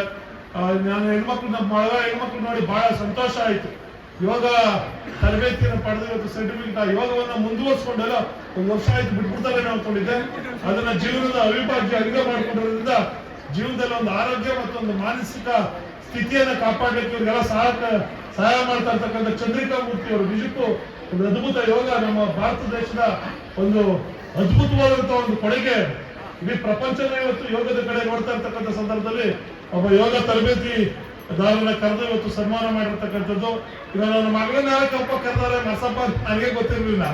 ಇನ್ವಿಟೇಷನ್ ನೋಡಿದ್ರೆ ನನ್ನ ಮಗಳು ಯಾರ ನಿಧಿ ರವಿ ಅಂದ್ರೆ ಹೆಸರವಿ ಅಂತಿತ್ತು ನನ್ನ ಮಗಳು ಅಂತ. ನನಗೀಗ ನನ್ನ ಮಗಳು ನಾಯಿ ಪ್ರೀತಿ, ಬೆಕ್ಕನ ಪ್ರೀತಿ, ಪ್ರಾಣಿಗಳ ಪ್ರೀತಿ ಈಗ ಜಾಸ್ತಿ ಆಗ್ಬಿಟ್ಟು ಮನೆಗೆ ರೋಡಲ್ಲಿರೋದು, ಫುಟ್ಪಾತ್ ಅಲ್ಲಿರೋ ಬೆಕ್ಕು ನಾಯಿ ಎಲ್ಲ ಮನೇಲಿ ಸಾಕಿ ನಮ್ಮ ಮನೇಲಿ ದಿನ ಜಗಳ. ಇನ್ನು ಮಸಪ್ಪ ಬೇರೆ ಬಂದು ಸನ್ಮಾನ ಮಾಡೋನೆ, ಇನ್ನಿನ್ನೆಷ್ಟು ನಾಯಿ ಬೇಕು ಗೊತ್ತ ವಯಸ್ಸೋದಕ್ಕೆ ಹೆಂಗೆ ಅದೊಂದು ಪ್ರೀತಿ ಪ್ರೇಮ ಇರ್ಲಿ. ಒಳ್ಳೆ ಕೆಲಸ ಮಾಡಿ ಇನ್ನೂ ಜಾಸ್ತಿ ಆಗ್ಬಿಡ್ತದೆ ಅನ್ಕೊಂಡು ಮಸಪ್ಪನ ಕರ್ತಿದ್ದ ಈ ಪರಿಸರ ಪ್ರೇಮಿಗಳಿಂದ ಇನ್ನೂ ಜಾಸ್ತಿ ಆಗ್ತದೆ ಅಂತ ಒಟ್ಟಾರೆಯಾಗಿ ಸನ್ಮಾನಿತರಿಗೂ ಎಲ್ಲ ಶುಭಾಶಯಗಳನ್ನ ಕೋರ್ತಾ ನನ್ನ ಕರೆದು ನಾವು ಮಾತಾಡ್ಲಿಕ್ಕೆ ನಿಮ್ಗೆ ಅವಕಾಶ ಮಾಡಿಕೊಟ್ಟಂತ ಎಲ್ಲರಿಗೂ ಒಂದ್ಸಲ ನನ್ನ ಮಾತು ಮುಗಿಸ್ತಾ ಇದ್ದೀನಿ. ಜೈ ಹಿಂದ್. ಪರಿಸರದಲ್ಲಿನ ಪ್ರೇಮವನ್ನು ಹೆಚ್ಚಿಸುವಂತೆ ನಿಮ್ಮೆಲ್ಲರಿಗೂ ಆದರ್ಶದಾಯಕ ನುಡಿಗಳನ್ನು ನೀಡಿದಂತಹ ಶ್ರೀಮಾನ್ ಎಸ್ ರವಿ ಸರ್ ಅವರಿಗೆ ನನ್ನ ತುಂಬು ಹೃದಯದ ಧನ್ಯವಾದಗಳು.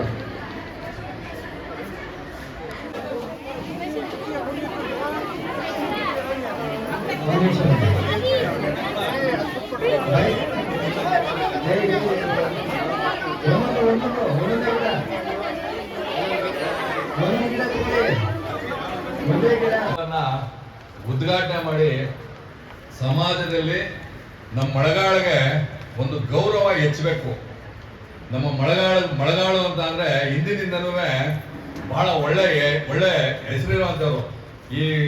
ಈ ತಾಲೂಕಿನ MLA ಮಳಗಾಳಿನವರು, ಮತ್ತೆ ಇದು ಪದವಿ ತಗೊಂಡಿರುವಂಥವ್ರು, BA ಪದವಿ ತಗೊಂಡವರು ಫಸ್ಟ್ ಈ ತಾಲೂಕಿಗೆ ಮಳಗಾಳಿನವರು. ತಹಸೀಲ್ದಾರರು, DC ಆದವರು ಮಳಗಾಡಿನವರು, ದೊಡ್ಡ ದೊಡ್ಡ ಅಧಿಕಾರಿಗಳಾದವರು ಮಳಗಾಡಿನವರು, ಮಿಲಿಟರಿಲಿ ಸೇವೆ ಮಾಡಿದಂಥವ್ರು ಮಳಗಾಡಿನವರು ಹೆಚ್ಚು. ಅದ್ರ ನಗರಸಭೆ ಅಧ್ಯಕ್ಷರಾದವರು, ಮೊಟ್ಟ ಮೊದಲನ ಅಧ್ಯಕ್ಷರಾದರು ಮಳಗಾಡಿನವರು. ಮಳಗಾಳದ ಹೇಳ್ತಾ ಹೋದ್ರೆ ಬೇಕಾದಷ್ಟಿದೆ. ಈ ಮಧ್ಯದಲ್ಲಿ ಸುಮ್ಮನೆ ಏನೋ ಮಳಗಾಳಿಗೆ ಕೆಟ್ಟ ತರಕ್ಕೆ ಯಾರೋ ಏನೋ ಮಾಡಿ ನಮ್ಮ ಮಳಗಾಳದೊಂದು ಅದು ಇದು ಅಂತ ಹೇಳ್ತಾರೆ. ಇವತ್ತು ಅಂತವನ್ನೆಲ್ಲ ಹೋಗ್ಲಾಡ್ಸಕ್ಕೆ ನಮ್ಮ ಮಳಗಾಳಿನಲ್ಲಿ ಪರಿಸರ ಸಂಘವನ್ನ ಮಾಡಿ ನನಗೆ ಬಹಳ ಸಂತೋಷ ಆಗ್ತದೆ ಅಂತಂದ್ರೆ, ನಾನು ಲಕ್ಷಾಂತರ ಗಿಡಗಳನ್ನ ನಾನು ಈ ತಾಲೂಕಿನಲ್ಲಿ ಪ್ರತಿಯೊಂದು ಹಳ್ಳಿಗೂ ತಗೊಂಡು ಕೊಟ್ಟಿದ್ದೀನಿ, ನೆಟ್ ಕೊಟ್ಟಿದ್ದೀನಿ. ಎಲ್ಲಾ ಕಡೆ ನಾನು ಗಿಡಗಳು ಕೊಡುವಂತ ಸೇವೆಗಳನ್ನ ಮಾಡಿದ್ದೀನಿ. ನನಗೆಲ್ಲೋ ಅನ್ನಿಸ್ತು, ನಮ್ಮ ಮಳಗಾಳಿ ಟೀಮ್ ಕಟ್ಟೆ ಮಾಡ್ಬೇಕು, ಈ ಸಾಧನೆನ ನಮ್ಮ ಮಳಗಾಳಿಂದಲೇ ಮಾಡಿಸ್ಬೇಕು, ಇದು ಉನ್ನತ ಮಟ್ಟಕ್ಕೆ ಹೋಗ್ಬೇಕು, ದೊಡ್ಡದೆಲ್ಲ ರಾಜ್ಯದಲ್ಲಿ ದೇಶದಲ್ಲಿ ನಮ್ಮ ಮಳಗಾಳು ಒಂದು ಹೆಸರು ಮಾಡ್ಬೇಕು ಅಂತ ಒಂದು ಉದ್ದೇಶ ಇಟ್ಕೊಂಡು ಮಾಡ್ತಾ ಇದ್ದೀನಿ. ಅದೇ ತರ ನಮ್ಮ ಪರಿಸರ ಸಂಘದವರು, ನಮ್ಮ ಸ್ನೇಹಿತರುಗಳಲ್ಲದೆ ಅವರ ಮನೆಯವರು, ಕುಟುಂಬಸ್ಥರು, ಮಹಿಳೆಯರು ನಮ್ಮ ಜೊತೆ ಕೈ ಜೋಡಿಸಿ ನಮಗೆ ಹುಮ್ಮಸ್ಸು ಕೊಟ್ಟು, ನೀವು ಸಾಧನೆ ಮಾಡ್ತಾರೆ ಸರಿ, ನೀವು ಮಾಡಿ, ನಿಮ್ ಜೊತೆ ನಾವು ಇದ್ದೀವಿ ಅಂತ ನೀವೆಲ್ಲ ಬನ್ನಿ ನಮಗೆ ಸಹಾಯ ಮಾಡ್ತಿರಲ್ಲ. ನನಗೆ ಈ ಋಣವನ್ನ ನಾನು ಯಾವ ರೀತಿ ಮರೆಯಕ್ಕಾಗೋದಿಲ್ಲ. ಅಷ್ಟೊಂದು ನೀವು ನನಗೆ ಬಹಳ ಸಂತೋಷ ಆಗ್ತದೆ. ನೀವೆಲ್ಲರಿಗೂ ದೇವರು ಒಳ್ಳೇದು ಮಾಡಲಿ ಅಂತ ಹೇಳಿ ನನ್ನ ಮಾತಾಡಕ್ಕೆ ಅವಕಾಶ ಕೊಟ್ಟಂತ ಎಲ್ರಿಗೂ ನಮಸ್ಕರಿಸುತ್ತಾ ಮಾತು. Thank you.